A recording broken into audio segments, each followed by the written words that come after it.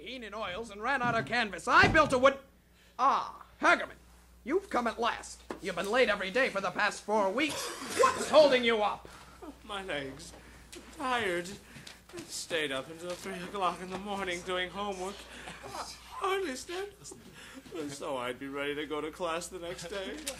Eyes won't focus. Acne. Well, I'm glad you could join us. We haven't time to wait for every... Stand up! Don't chew on that table while I'm talking to you. We haven't time to wait for every Tom, Dick... Pay attention! You've tied your loose leaf binder in a knot. To wait for every Tom, Dick, and Harry... All right, already, sit down. Hagerman. Now, gentlemen. In this class, we will have order. You are all mature young men, being trained to march forward and face the world.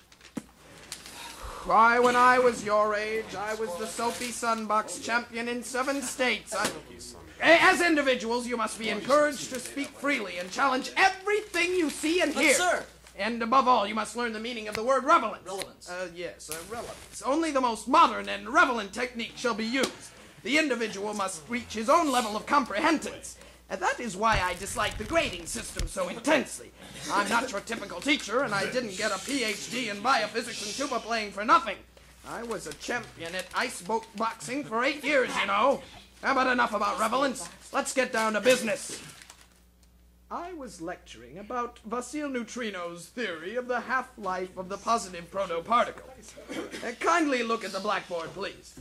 Now, if this dot is the positive node and this dot is the negative node, then this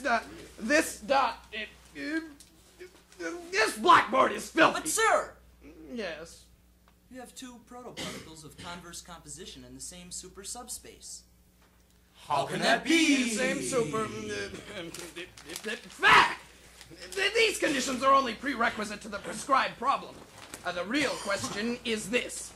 To diagrammatically determine, on the basis of experimental elemental evidence, to the 4th decimal in the 5th equation in the 6th unknown, convulsions of concentric condemonium, incandescent, iridescent, trembling in a tragicomical eye. Is it a god? And if so, can God be made into lead?